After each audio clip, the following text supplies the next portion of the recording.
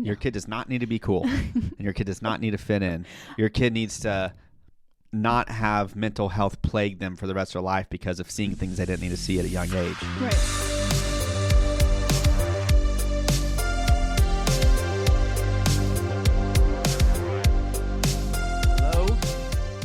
Hello. Welcome to the Biblically Centered Podcast.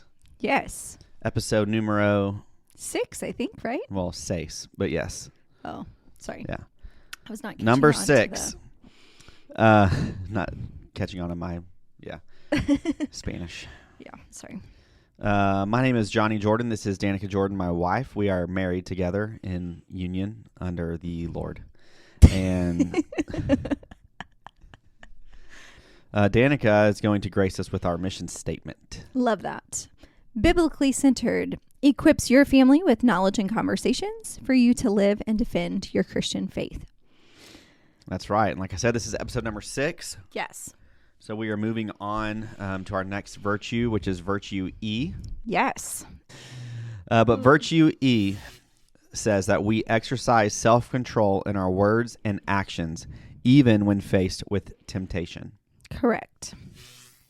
Yes. So this is a good one, an important one. All right. I'm going to give us our definitions because we love our definitions. We love definitions. We do. Exercise means to use or practice to acquire a skill. It can also mean preparatory practice or to practice habitually, to train to use. Good job getting through that. Thank you. It's early in the morning. So basically you are practicing to gain something. And then 2 definitions, which I thought were important for us to kind of define, and then we can talk about them throughout the rest of the episode, is self-control versus self-discipline. So obviously our virtue says self-control. Self-control means restrain, hold back, suppress, or to curb ungodly desires. But our hope from this virtue is that we would develop self-discipline. And self-discipline means intentional, purposeful managing and determining of what we say or do. So we want to kindle holy desires. So through self-control, we will therefore develop self-discipline. Mm-hmm. Yeah, sort of like this. The discipline is the result of practicing self-control. Correct. Yeah. It's kind of like you're getting stronger. Correct. So the hope would be is as we facilitate and exercise this virtue, that it would develop those traits that then in the future make it easier to say no automatically than to wrestle with that. So you go through the wrestling so that then it's just easier down the road. Yeah. And I'm a firm believer in training yourself and saying no to the right things, but also saying saying no to the wrong things and yes to the right things, that kind of thing. It's kind of funny. Okay. I'm sitting here drinking this coffee. I promise this might be maybe a long story, but it'll tie back to, Oh no. We got to start each episode with a long story. Okay. But I'm sitting here drinking this coffee. So the coffee I'm drinking today is Folgers.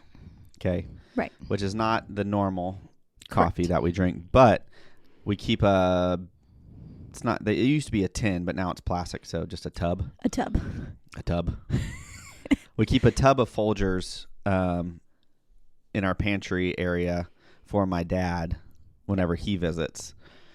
He likes the Folgers, so we have some here for him. But it was essentially we ran out of our coffee, and I didn't feel like going out and buying more, so I just used his Folgers for this morning. Anyways, but when I taste his Folgers, it brings me back to when I was a young lad, not being allowed to drink coffee in my own home, but going to my friend's house, which I won't name his name on here, but there was a friend of mine I had all growing up who we spent a lot of time at each other's houses on the weekends. His parents drank coffee and let him drink coffee. So I would, you probably know this story, I would drink the coffee at his house, and my parents didn't know.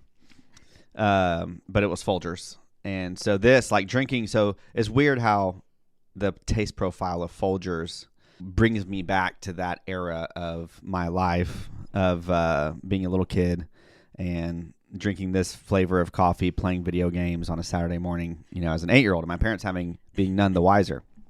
I'm not done. And but on a deeper level, there's we've had the conversation around, and I'm sure plenty of parents who listen to this have a conversation around just the notion and the fact that we live in a very unique time. It's unlike the 90s. There is so much media and opportunity for your eyes to see and do things that they don't need to be seeing and doing, at certain stages of life, yada, yada. But we've had conversations around kids being allowed to stay the night at another kid's house. And for me, from my perspective, I'm well, I had great memories growing up, staying the night at my friends' houses. But then, when I really, really, really think about it, anything that I did growing up that would maybe caused a temptation or a struggle or just something I had to deal with was usually a byproduct of something that I experienced at a friend's house. You know what I mean? As a very, very young teenager, the first time I saw things on the internet, for lack of better terms, I shouldn't have seen, was at a friend's house. Watching R-rated movies for the first time, that was at a friend's house.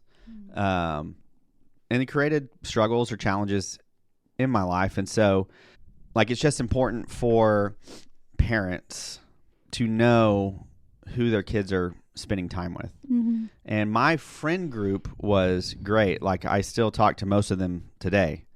And we've gone through a lot of stuff together. And, now being older, realize some of the stuff we did when we were younger obviously was unwise. But, you're 12, 13, experiencing these things for the first time. And but I think it's important because, there is a little bit of differences between our kids' friend situation and our current environment versus mine. Because mine was, I had really close friends from school, mm-hmm. but our parents weren't in a relationship with each other. My parents weren't friends with his parents or, his parents really. Yeah. Whereas for us, I feel like all of our kids, the friends that they have, we are also in close relationship with their parents. Right. Mm-hmm. So that builds a little bit of trust in terms of the expectations. Not to say that everyone parents the same, but there's kind of a common ground of what we expect in terms of our kids and understand. And we talk about, a lot of them are our life group friends. We talk a lot about the dangers and temptations that we face and also ones that our kids will be facing now. Mm-hmm. And so I guess I say all that to say this coffee this morning plays well into exercising self-control because when I think about this flavor profile, it just reminds me of some of those times in my life where I didn't exercise self-control because I just wanted to experience these things that were kind of new for me at that stage of life. And we didn't have the parental guidance in that home to even ask what we were doing. We kind of just had free range in the house. Yeah. So does that make sense? I think so. Cool. Brought it around, I think. Making friends as an adult, especially for someone like me who I had the fortunate situation to grow up in the same school district, in the same house, same neighborhood, with literally my 4 core friends all through growing up. We all met in preschool or kindergarten, and we all lived in the same houses and went to the same school all through graduation. None of us moved. So it was these were my friends. Yeah, this was them. Yeah, I didn't feel like I needed to make a large group of friends. I mean, I had other friends through church and stuff, more acquaintances, but not my core group of friends. And then we became friends. And then you do what? And then we became friends. And then you and I became friends. And then I had dating's a little bit different motivation, but yeah, then getting married and moving to a new state, and then just not knowing anyone, and then trying to make new friends. That was a challenge for me. Yeah, because you hadn't done that in... Yeah, well, and, for me, being my personality type, almost to a fault, I want my relationships to be meaningful. Correct. I don't do very well with surface level stuff. I know it's a skill that I can develop in terms of, small talk, but small talk is not my strong suit. No. Especially if we're talking about taxes, weather, and grass. It's just, my gosh, what are we talking about? Unless I'm talking to our friend Curtis, who I actually. was going to say, oh no, you threw Curtis under the Well, bus. when I say talking about grass, I'm talking about like to the neighbor, like, oh, grass is green. And you're like, yeah, what kind of seed you let? You know, it's like, I don't know. But like Curtis is different because he's a good friend of ours and his job is like the dude's a wizard. So that's different because it's actually a passion He actually for has him. knowledge, yes. But it's actually something I can talk to him about on Correct. on a passion level, not like just to kill time. Yes. So it's different. Okay. So sorry, Curtis, if you listen to this. So Right. like plenty of people, you know, meeting people in church and in the college we were attending at the time, like you meet people that you're like, oh yeah, they're cool, we can hang out. But in terms of like me feeling like they're a friend, Yeah, who your gets people. me. Yes. And it was crazy because we went and visited our hometown in Texas a month ago or so, and there's a friend that I was able to hang out with that I hadn't seen in a decade. But being with that friend who I hadn't seen in such a long time, but who was such a cornerstone friend of mine growing up, it was just kind of like we just clicked right back. Even though like there's a little bit of differences in the paths our lives have taken since high school, there still was like this element of like sitting down together and talking where it's just like we knew each other. Yeah. And it was just different. Yeah. And so I kind of missed that type of friendship of like we experienced, like I have memories of this kid when he was 5. And now here we are in our 30s, you know, just still talking. So anyways, I'm going to read our first verse so we can keep this truck on the road. Yes, Roads are please. getting a little slick out there. 1 Corinthians 10:13 says, no temptation has overtaken you that is not common to man. God is faithful, and he will not let you be tempted beyond your ability. But with the temptation, he will also provide the way of escape that you may be able to endure it. Through that verse, we want to teach our kids, obviously everyone else struggles with temptation. However, that verse says that God is faithful and he will not let you be tempted beyond your ability. And I think sometimes it can be like, oh, I'm tempted, I guess I'm just going to do it. Or, oh, I'm just already here, you know? And it's like, no, like we want to equip our children to know that temptation doesn't mean that you've already done it, that you can stop, and that is okay. Mm-hmm. You know, because what it also says, I don't know if we'll read the verse, but you know, like Jesus was also tempted as we were, yet without sin. You know, I've heard lots of stories of people and they have like a secret text message or emoji with their kids that if their kid ever texts that to them, the parent's like, without question, I will come get you. Like, I don't even care. And make up a story of like... The parent will take that on for themselves so the kid doesn't feel like, oh no, everyone's going to think. And so I think that's really important, even when they're young, to just establish that trust of like, hey, temptation, that is okay. Like, I want to help you through that temptation. I'm trying to help you so you don't sin, you know, and just... Yeah, and that's a good distinction because I know, not necessarily my experience, but I know there's probably a lot of parents who don't have that open door of communication with their kids. Like their philosophy is more so like, man, I hope my kid doesn't mess up. And that's kind of where they leave it. And they don't really sit down with their child and communicate that you're going to be faced with temptation. Right. There's going to be things you see that tempt you. There's going to be friends that want you to do things that you know aren't right. But maybe you want to fit in or whatever, and you're going to feel the temptation. Like we understand, like that's a part of life. I mean, even me as an adult, I still face temptations.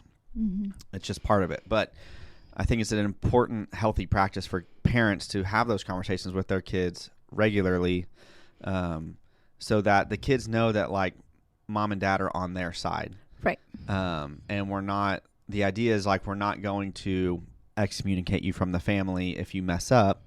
But we want you to know that we get it, that temptation is out there. And if you're being faced with a temptation, that's, you know, talk to us. We want to help. We don't want you to feel like you're on an island facing this temptation, because there's plenty of terribly sad stories out there of, especially with social media, of people getting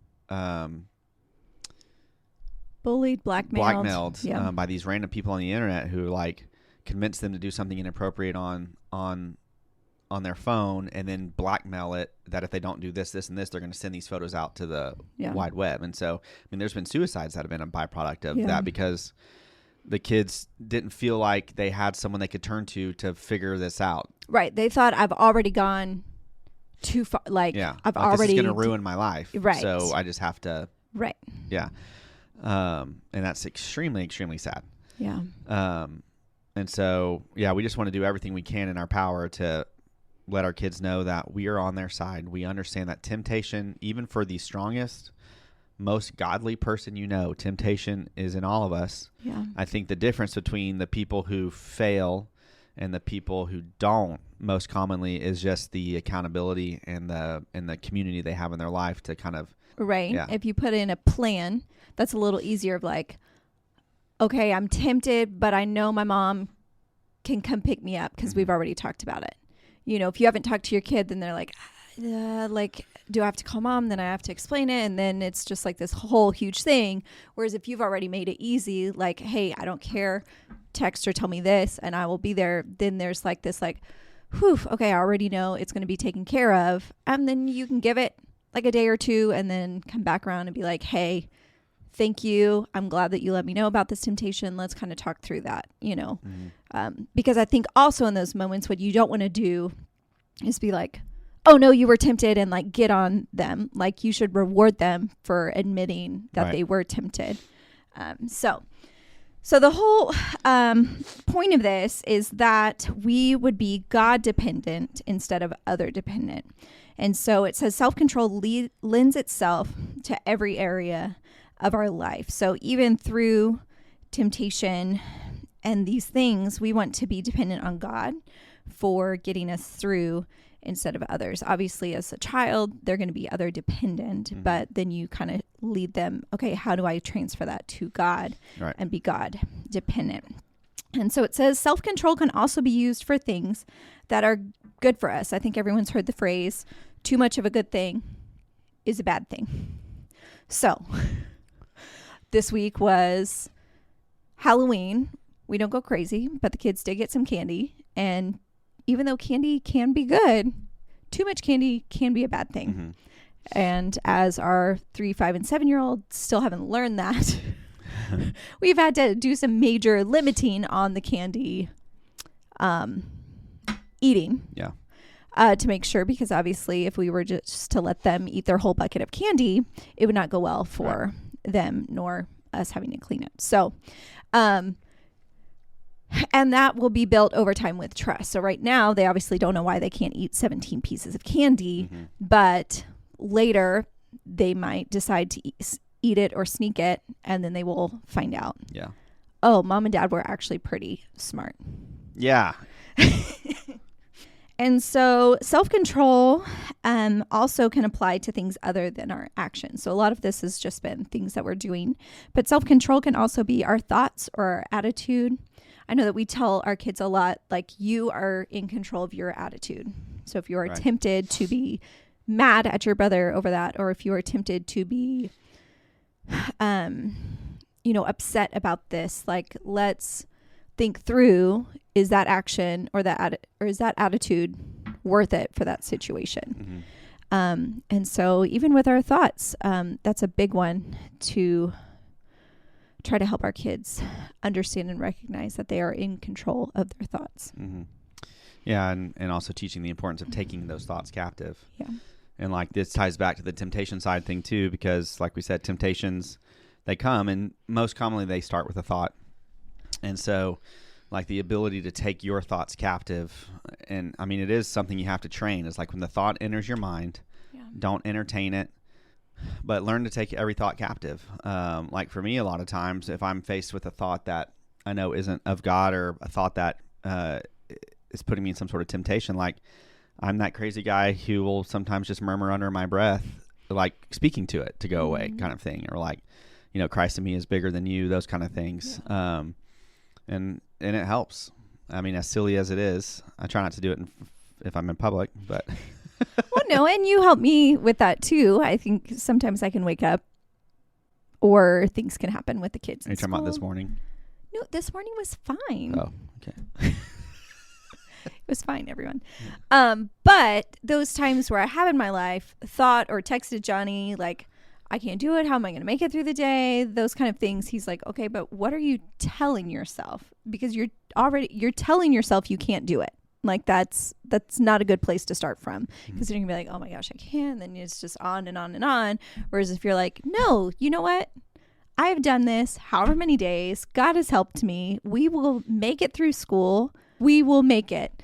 And I think you just have to, speaking the word to yourself and over your situation is so important. Obviously, prayer as well. But if you're able to find those Bible verses that can help kind of pull you out of those times where you feel a little funky or a little in the ditch, that's really important. It can be really helpful. So, I mean, there's a lot of lies we believe about ourselves that are not from anyone else's mouths. Mm-hmm. I remember one of my coworkers I used to work with always dealt with, like, anytime there was a photo of her, she'd always make a comment like, oh, I don't like the way I look or my hair or this or, and it's just, I asked her, I was like, has anyone ever actually said these things to you? Like all the things, like every time you have a photo that you always comment on, has anyone ever said those things to you? She's like, well, no. I was like, so who is telling you? Like it literally is just a lie that you're believing about yourself. Right. And now you're convinced that the whole world also thinks these things about you. When in reality, it just started as a thought that you believed as truth. And now you've turned it into part of your personality as being just lacking self-confidence for something that most of the world probably doesn't even think is true. Right. So, but that's a good question. Like even when Adam and Eve were naked and God says, who told you you were naked? It's like that same kind of thought. It's like these people who are believing the things they believe. It's like, well, who told you that? Because that's not in the word. We don't think that about you. Yeah. People aren't saying that about you. So what is it? Who told you those things about you that you're believing is truth? Yeah. And I think you and I have finally gotten to this, we're in our 30s, mid-30s. Oh my gosh, mid-30s. Anyways, but I think at this point in our life, it's like you think about, okay, I think about myself how much during the day. Like it's a lot. You just naturally, obviously, are thinking about yourself. And it's like, okay, if you were to really think about it, everyone else is also thinking that about themselves. Their attention is not actually on you as much as you think it is. So it's like no one's actually thinking about you. Yeah. Okay. Our problem isn't always that we do the wrong thing. It's that we don't do the right thing. Almost like the Samaritan. Oh. Mm-hmm. It's like no one did the wrong thing per se, but no one did the right thing except for the Samaritan. Right. So the priest and the other gentleman, you could say they were in the wrong, but were they really doing the wrong thing? No, because culturally they were doing what they were taught to do, but the Samaritan actually did the right thing. Mm-hmm. So teaching our kids that there is power in doing the right thing, even if no one else is going to do that.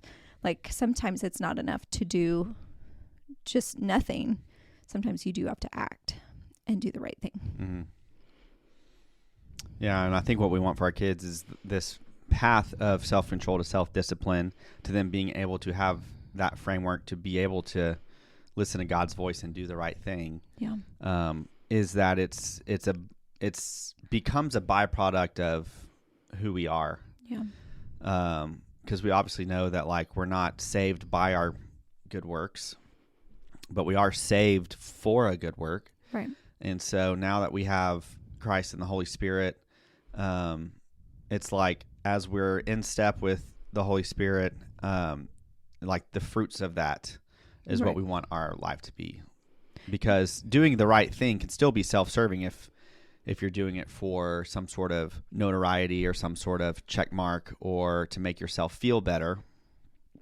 I mean, it's still nice to do the right thing, but we want doing the right thing just to be a byproduct of the overflow of. Correct. So our hope is, because this is virtue E, so we've had A, B, C, and D obviously before. That's the alphabet. Way to go. Wow. I know you guys. So we've already taught our kids to adore and revere God. We've talked to them about belief in the Holy Spirit. We've talked to them about committing their lives to Christ. And we've talked to them about being dedicated to getting to know God. Mm-hmm. And those are the four, I would say, main pillars of this whole thing that we've written.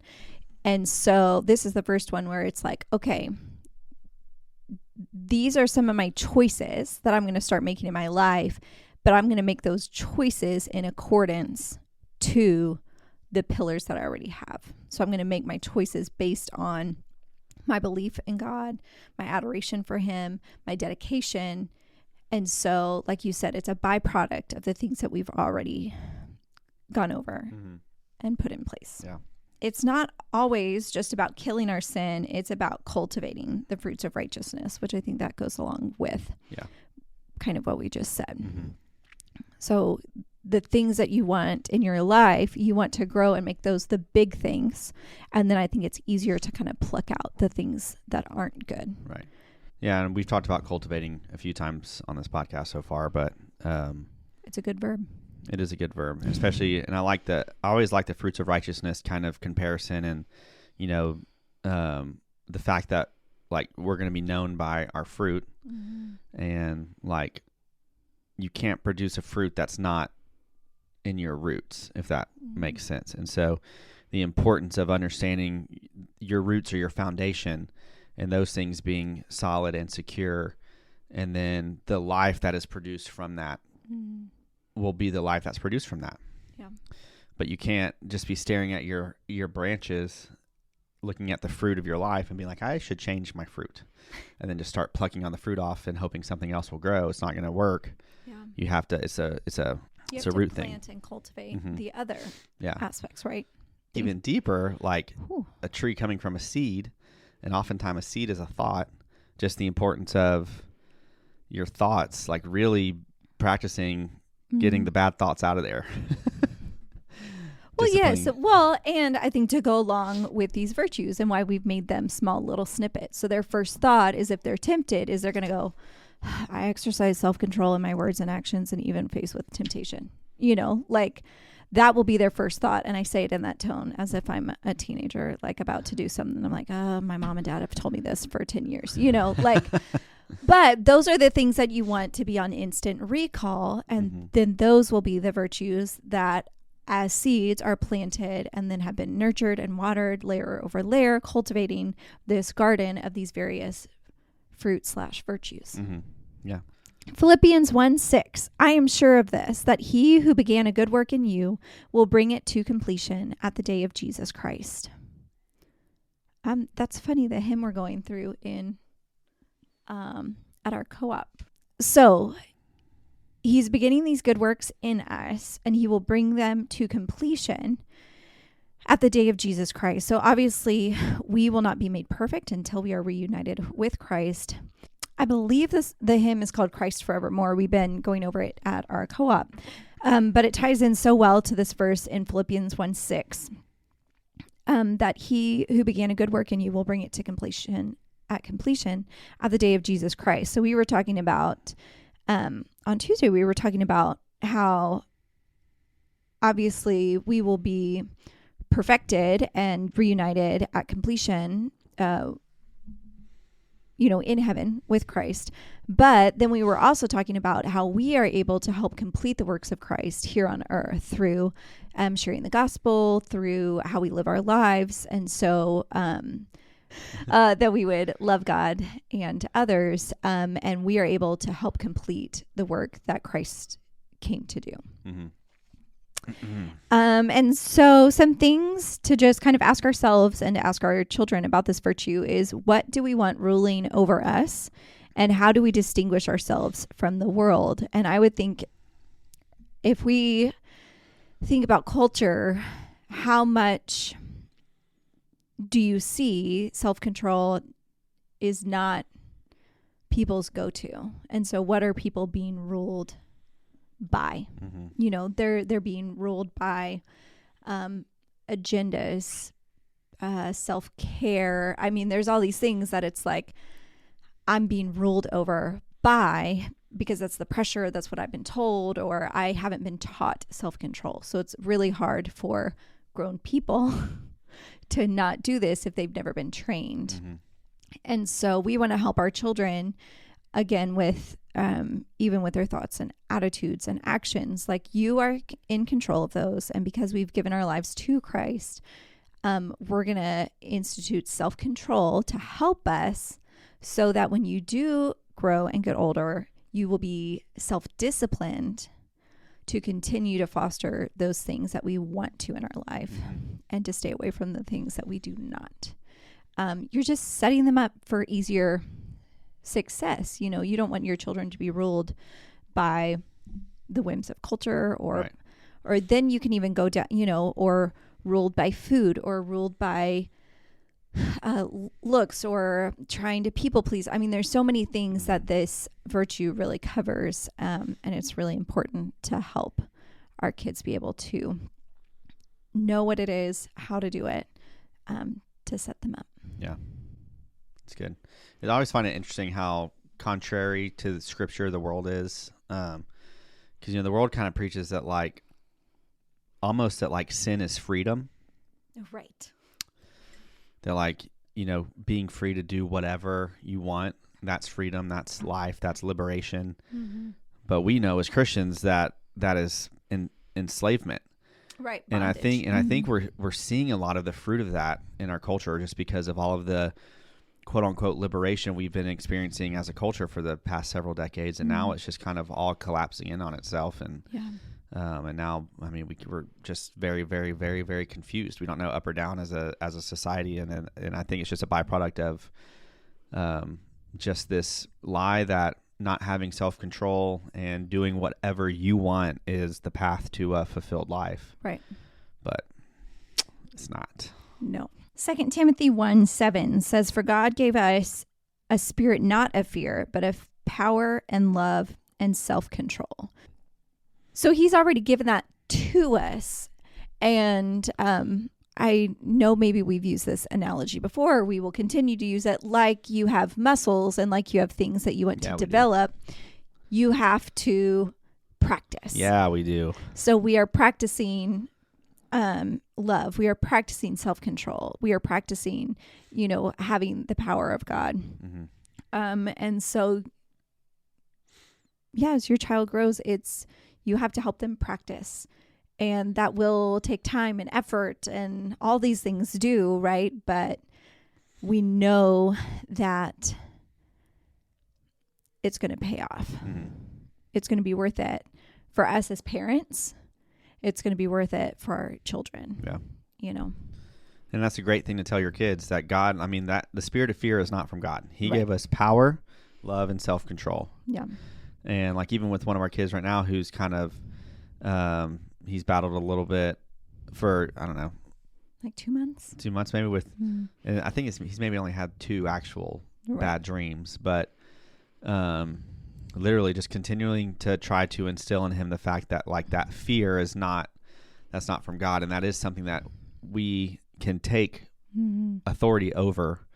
And so just continuing to pray and believe, you know, that like just even thinking about the past 2 nights, I feel like we've hit it a little bit more strong on the head with like, you're not going to have bad dreams. We're going to pray that, you know, and then he said he slept great the past couple nights. But I think it's just important for him to understand that he's not defeated because he had a bad dream. Right.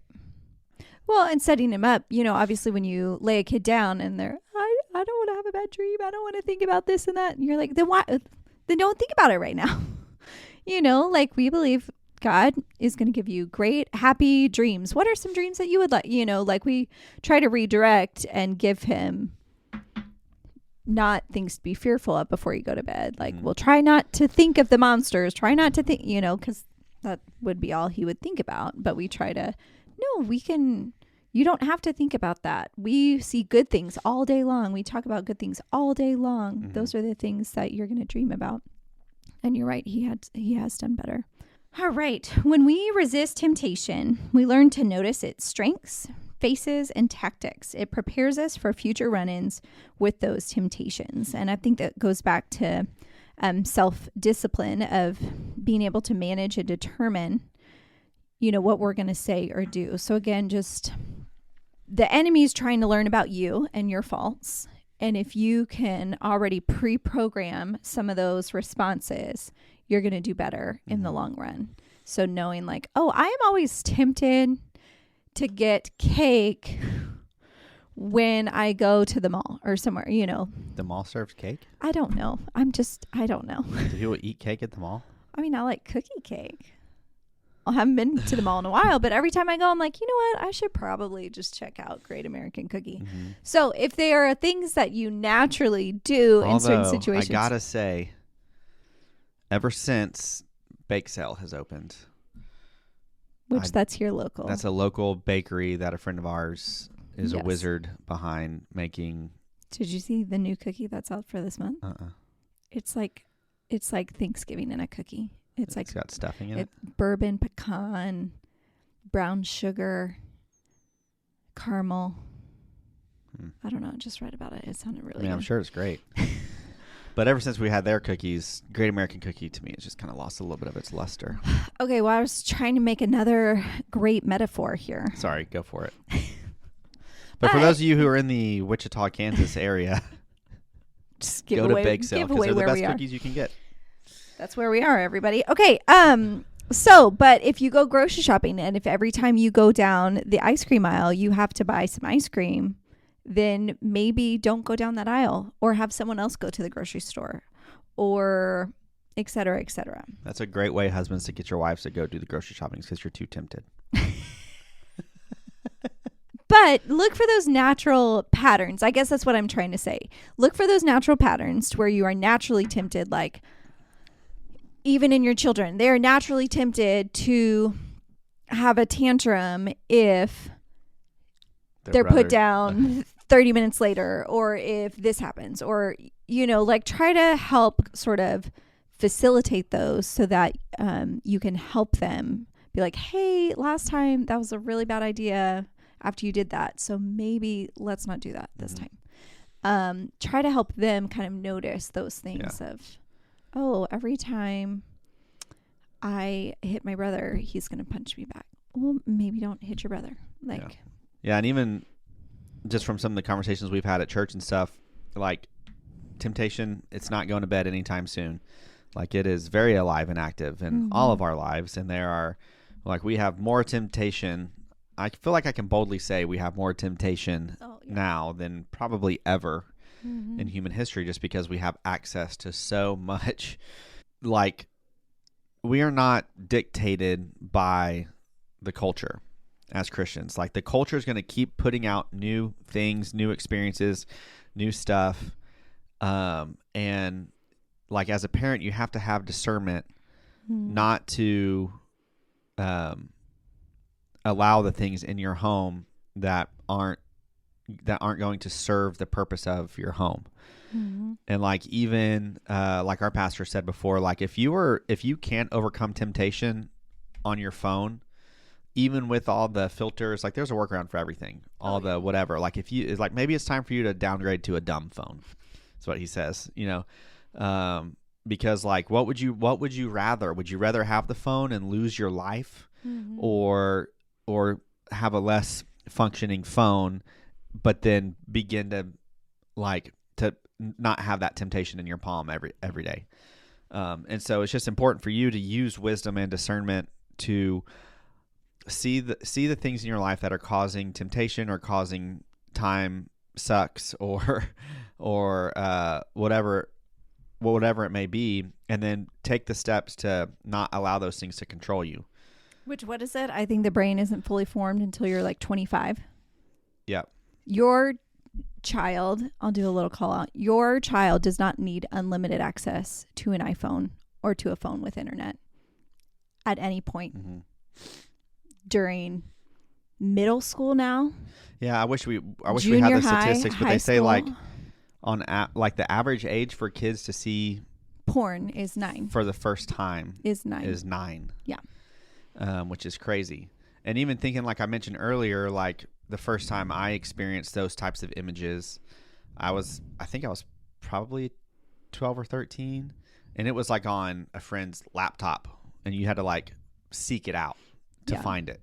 And we still were to do that. And now it's like, literally, it's not difficult. No. And so if you are a parent who has given your child, whatever age they are, a phone, or I guess better yet, a smartphone, one that has internet access, and you are not monitoring it, like you got to, because statistically speaking, they've already seen a lot. So, and again, they already know those.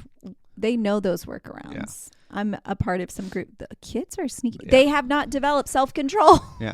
I mean, there was a story that came out, with YouVersion, the Bible app, that teenagers were getting into the YouVersion and were able to manipulate things to be able to do inappropriate things communication wise. Right. And their parents just think, oh, my kid was on the YouVersion app for 6 hours today. And it's like, why was my kid reading the Bible for 6 hours? It doesn't seem like Timmy. Right. But if you haven't fostered these virtues in them, then they don't know. And the amount of hormonal dopamine hits that they are getting from the excitement, which all of these things bring, because they haven't developed self-control. And then you are just being like, here, hope that you're able to figure it out. It's like, no, you have to help your child understand, know why. And if your child has already gone down that road, it is okay to be the bad parent and say, I have to go back on my word. You do not get a phone. I think some people are afraid to step on their kids' toes. And it's like, for my child's safety and for their well-being, I would hope that you would want to develop self-control in them for the future. Set them up. For the love of everything holy, don't let the reason you give your kid a phone be so that they can fit in with their friends. Oh my gosh. Listen, we do social media for Biblically Centered, and I, with much chagrin or whatever the term is, we have a TikTok, which I've always been anti-TikTok. Yes. But now we have one for Biblically Centered, and so we'll post things in there 2 or 3 times a week. But like, it's weird, and I'm not even talking about like inappropriate like things. I'm just talking about like philosophies, worldviews, trends that are just so prominent on TikTok. And I know that little girls, parents, we know, who are just giving their kids smartphones at young ages, and they're all learning the TikTok dances. Well, then you have your kid who is, playing on some team with these kids, and they don't fit in because they don't know these TikTok dances. So I'm going to give them a smartphone so they can, fit in. It's like, no. That's not a reason to give your kid a phone. I understand some parents who will give their kid, they have some kid quote unquote dumb phones where it's like you can text and call. Yeah. I can understand some validity to that, if you just need access to communication with your kids. But to give your kid a all access pass to the internet when they're 12 or under and just hoping for the best, I was a good kid. Oh, even still to this day, even knowing all of the mistakes and things I did and things I wish I did differently and struggles I have in my own life, looking from the outside in, I was one of the good kids. And I still had these issues and struggles. And so don't think because your kid is a good kid that they're not going to be tempted. We have to help set our kids up better for success. Yeah. And trying to make your kid cool and fit in that's not, especially in this day and age, that's not a virtue. No. Your kid does not need to be cool, and your kid does not need to fit in. Your kid needs to not have mental health plague them for the rest of their life because of seeing things they didn't need to see at a young age. Right. I'd rather my kid be a dork and live until they're 80 than be super cool and in the in crowd and battle with depression and anxiety and suicidal thoughts at a young age. Right. I was raised in a bubble, and there for a little while I was like, oh, I was kind of weird. And now I am so, so, so thankful that I grew up in a bubble and still kind of keep myself in a bubble. Mm-hmm. We can keep ourselves sheltered from the world, not in a bad way. Obviously, we're going to interact with the world, but we want our children to be prepared for that world. And so to prepare them, we have to kind of shelter them now, make sure their foundation is secure, make sure that their self-confidence in Christ and who he made them is above all the top thing in their life, and not what so-and-so says or this person or that person, or if they think I'm cool.